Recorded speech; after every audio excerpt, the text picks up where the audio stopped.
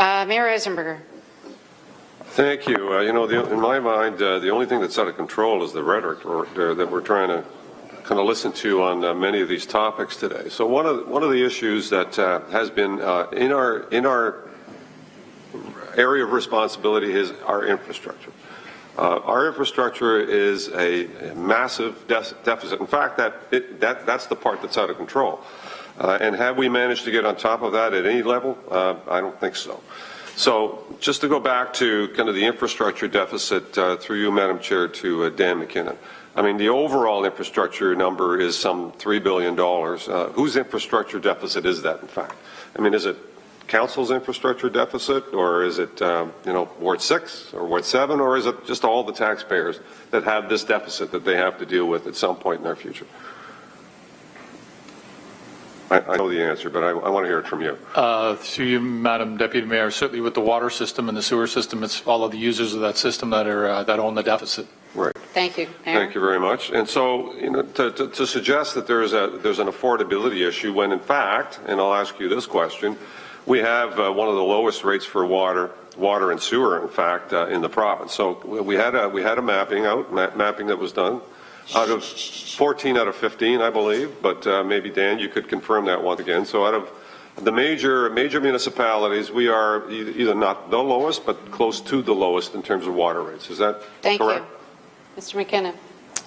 Through you, Madam Deputy Mayor, out of 15 comparator municipalities ranging from Kitchener, Cambridge, Lincoln, Brantford, St. Catharines, Halton, Toronto, and Peel, we are 14th out of 15, so we're second from the bottom. So we're second. Thank you, Mr. Mayor. So I'm not so sure that affordability is the issue, and I think the more pressing issue is, in fact, making sure that we have the best water and sewer system available, and we're a long way from having that. We're a long way from having that. And so at what point do we take some responsibility for the infrastructure that we're currently now seeing in deficit? If it isn't this year, then when are we going to do that? And you know what? Putting everything into the context of a budget, and which is the sky is not falling just yet. We're not at the end of the budget process. We're at the beginning of the budget process. I think is rather unfair for those that are trying to do that with great soaring rhetoric.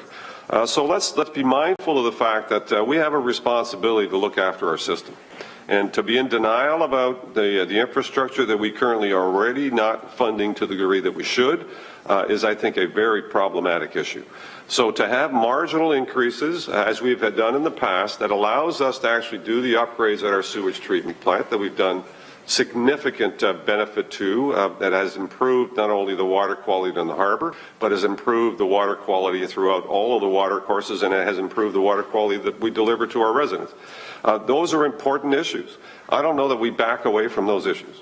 I was supportive initially of saying let's look at the identified individuals that were being asked for through the budget process, but at the end of the day, I know what's going to happen. There are going to be a group of people here, they're going to sit and say, let's cut. And what will happen is our contract numbers will go up and we'll pay more than what we would have done had we maintained the staff that are doing the good work that's out there in the broader community. I've been down this road before, as many of you have here as well. And so, we need to be very careful on the kind of rhetoric that we're throwing out here in terms of cut, because when we cut, we also increase in other areas. So I just want to be mindful that this is an important issue for our community. The rate is a reasonable issue, a reasonable number to actually translate over to the consumer. The consumer is going to get great benefit, and we're still a long way from dealing with our infrastructure issues as it stands today. And so the last question to our Director of Public Works, if we were to get on top of our, and this is maybe a finance question, in fact, if we were to get on top of our infrastructure, let's say in the next 10 years, that $3 billion deficit, what kind of tax increase would we have to levy today to actually accomplish that and maintain that over the next 10 years?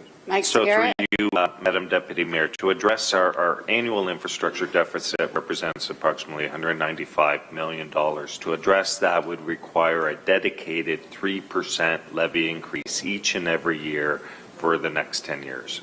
Correct. Thank you. 3% for the next 10 years. Right, and we're nowhere near doing that. So that's something that we've also backed away from on an annualized basis because we've barely managed to stay inflationary. In fact, we haven't been inflationary for many, many years. We've been less than inflationary, which means that we're already catching up on some of the expenses. Your microphone, that we sir. haven't covered through other areas. Thank you. So, you know what, let's be careful about the rhetoric, and let's be sure that we do be honest and fair with our ratepayers and our taxpayers out there, that this is a system that needs to be maintained.